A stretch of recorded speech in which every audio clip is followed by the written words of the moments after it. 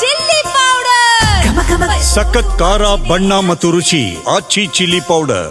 ನಡು ರಸ್ತೆಯಲ್ಲೇ ಧಗನೆ ಹೊತ್ತಿ ಉರಿದ ಖಾಸಗಿ ಬಸ್ಸು. ಬೆಂಗಳೂರಿನಿಂದ ದೇವದುರ್ಗಕ್ಕೆ ಹೋಗ್ತಾ ಇದ್ದಂತ ಖಾಸಗಿ ಬಸ್ ಆಂಧ್ರ ಪ್ರದೇಶದ ಅನಂತಪುರದ ಹೈವೇ ಬಳಿ ಬಸ್ಗೆ ಬೆಂಕಿ ಹೊತ್ಕೊಂಡಿದೆ. ಮಧ್ಯರಾತ್ರಿ 2 ಗಂಟೆಗೆ ಖಾಸಗಿ ಬಸ್ಗೆ ಹೊತ್ತಿಕೊಂಡಂತ ಬೆಂಕಿ. ಅದೃಷ್ಟವಶಾತ್ ಘಟನೆಯಲ್ಲಿ ಯಾವುದೇ ಪ್ರಾಣಹಾನಿ ಸಂಭವಿಸಿಲ್ಲ ಅನ್ನೋದ್ರ ಬಗ್ಗೆ ಮಾಹಿತಿ ಸಿಗ್ತಾರೆ.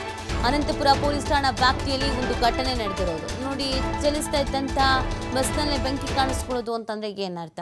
ಎಲ್ಲ ಅದೃಷ್ಟ ಬದುಕೊಂಡಿದ್ದಾರೆ, ಯಾವುದೇ ಪ್ರಾಣಹಾನಿ ಸಂಭವಿಸಿಲ್ಲ. ಇಂಥ ಘಟನೆಗಳಲ್ಲಿ ಏನಾಗ್ಬಿಡುತ್ತೆ ಅಂತಂದ್ರೆ ಮಧ್ಯರಾತ್ರಿ ಅಥವಾ ಬೆಳಗಿನ ಜಾವ ನಿದ್ದೆ ಮಂಪರಿನಲ್ಲಿ ಇರ್ತಾರೆ, ಏನಾಗ್ತಿದೆ ಅನ್ನೋಷ್ಟರೊಳಗೆ ಎಲ್ಲ ಸುಟ್ಟು ಕರಕಲ್ ಆಗೋಗಿರುತ್ತೆ. ಆದರೆ ಇಲ್ಲಿ ಅದೃಷ್ಟ ಚೆನ್ನಾಗಿತ್ತು, ಎಲ್ಲರೂ ಸೇಫ್ ಆಗಿದ್ದಾರೆ.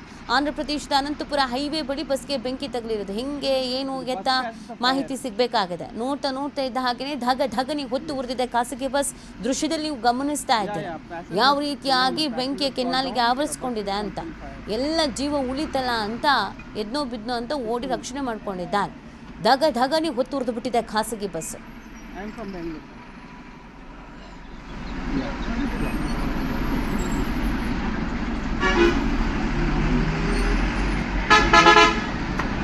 Double 980. Yes. No, it's just 15 kilometers away from Anandpur. Yeah, on the highway. No, I don't think. Rajasthan ಬಳಿಕ ಆಂಧ್ರ ಪ್ರದೇಶದಲ್ಲಿ ಖಾಸಗಿ ಬಸ್ ಧಗನೆ ಹೊತ್ತಿ ಉರಿದಿದೆ.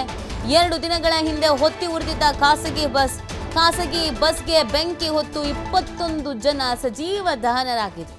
ಎಸಿ ಅಲ್ಲದ ಬಸ್ಗೆ ಅನುಮತಿ ಪಡೆದು ಎಸಿ ಬಸ್ ಆಗಿ ಪರಿವರ್ತನೆ ಮಾಡಿದ್ರಂತೆ.